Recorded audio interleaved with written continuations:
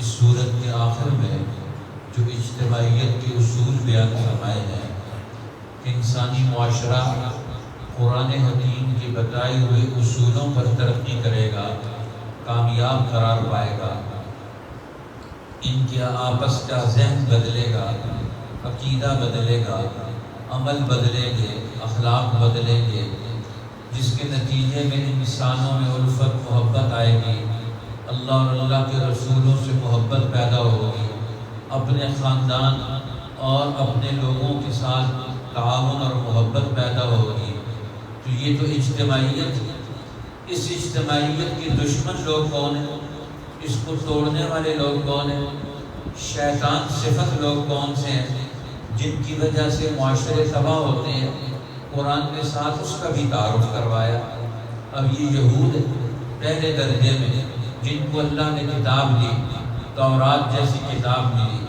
موسیٰ علیہ السلام جیسے جلیل القدر نبی ملے،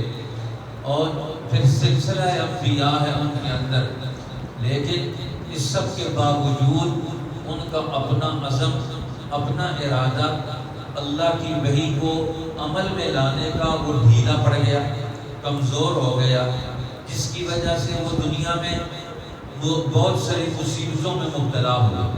اب اللہ تعالیٰ نے سامنے موسیٰ علیہ السلام کی موجودگی میں ان کو تورات جیسی کتاب دی، تو آگے سے وہ کہتے ہیں ہم تو اللہ تعالیٰ سامنے آئے گا کہے گا تو مانیں گے، مگر نہ نہیں مانیں گے۔ اللہ فرماتے ہیں پھر ہم نے ان پر کوہ طور کو بلند کیا، طور کو حکم دیا ان کی سروں پر آ جا۔ اب طور اٹھ کر سروں پر آیا تو زبردستی انہوں نے مانا، اور پھر اللہ فرماتے ہیں ہم نے ان کو وہاں سے واپس آئے۔ سرداروں کا یہ حال تھا کہ وہ اپنی مرضی اور اپنی خواہش پر چلتے ہیں، اور قوم کا حال یہ ہے، موسیٰ علیہ السلام واپس آئے اور اپنی قوم کو لے کر اللہ نے ان کو حکم دیا اپنے آباء و اجداد کی سرزمین بیت المقدس کو فتح کرو، آزاد کرواؤ، وہاں ظالم حکمران مسلط ہیں، تم وہاں پہنچ جاؤ۔ قُلْنَا لَهُمْ ادْخُلُوا الْبَابَ سُجَّدًا، اس شہر میں داخل ہو جاؤ اور سجدہ کرتے ہوئے، اللہ کا حکم ماننے کا اعلان کرتے ہوئے، تو تم کامیاب ہو جاؤ گے۔ تو وہ کہنے لگے ہم تو یہاں نہیں بیٹھیں گے، ہم تو یہاں نہیں جائیں گے، ہم تو یہ حکم نہیں مانیں گے۔ تو اللہ نے 40 سال ان کو اپنے وطن سے دور رکھا اور ان کو وادی یتیم میں عذاب مسلط کر مبتلا کر دیا۔ پھر اللہ تعالیٰ فرماتے ہیں کہ ہم نے موسیٰ علیہ السلام کے ذریعے سے ان کو حکم بھیجا تھا کہ لا تعدوا فی السبت، کہ تم ہفتے کا دن جو تمہاری تعلیم کا ہے، تربیت کا ہے،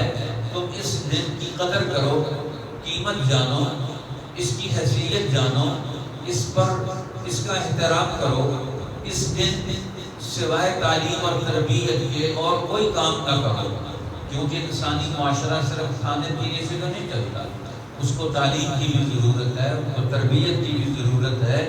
تو ان کے لیے ہفتے میں ایک دن اللہ نے عبادت کا، تعلیم اور تربیت کا رکھا، اور فرمایا اس دن میں غلطی مت کرنا،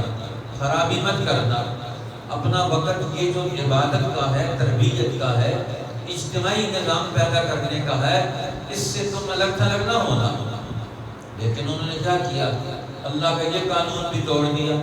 ہفتے کے دن میں جو اللہ نے عبادت اور علم حاصل کرنا تھا اپنے نبیوں سے، اپنے اہل علم سے،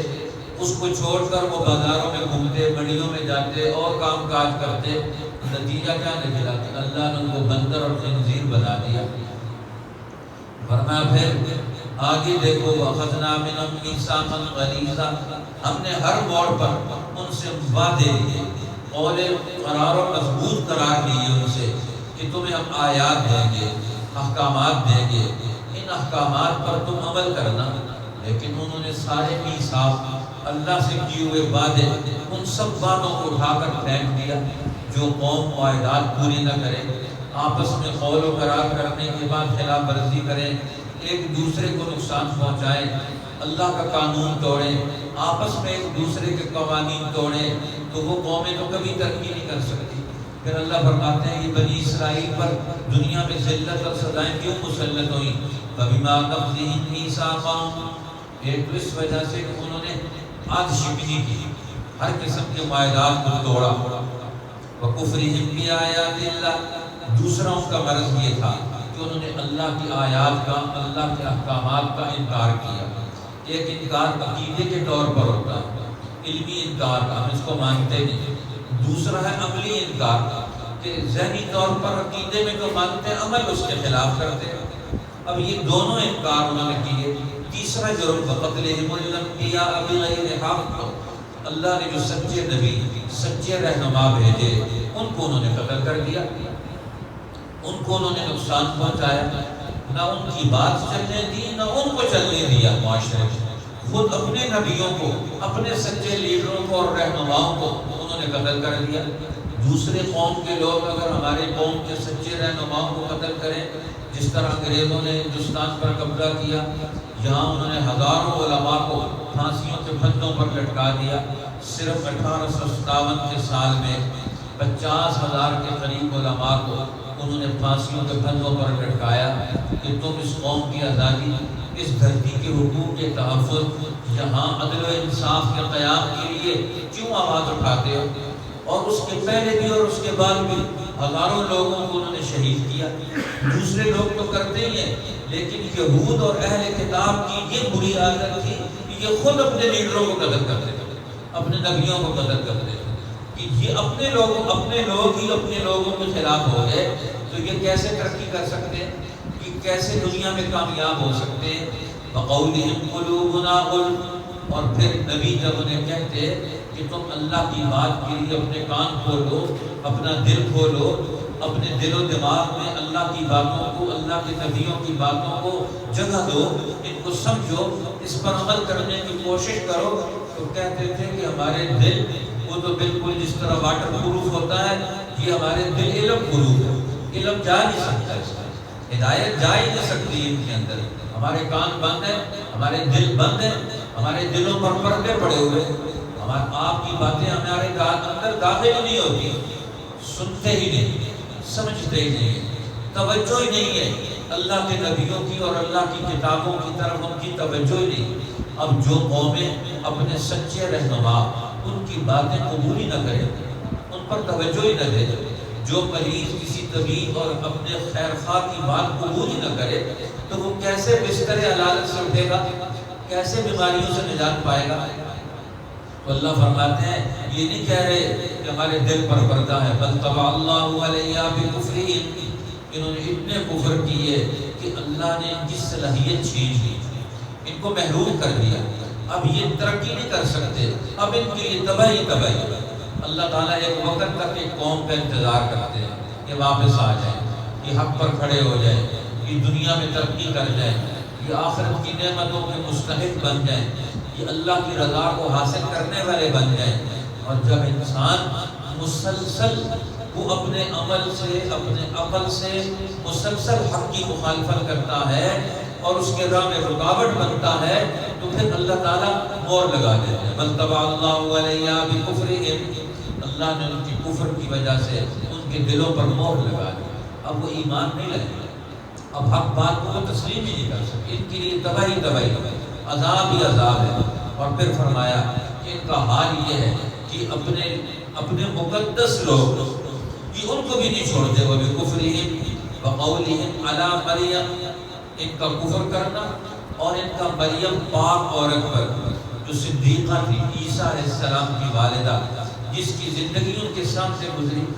جن کی زندگی عبادت میں گزری، بیت المقدس میں ساری زندگی انہوں نے، ان کا پورا دور بچپن اور جوانی تک کا سارا ان کے سامنے ہے،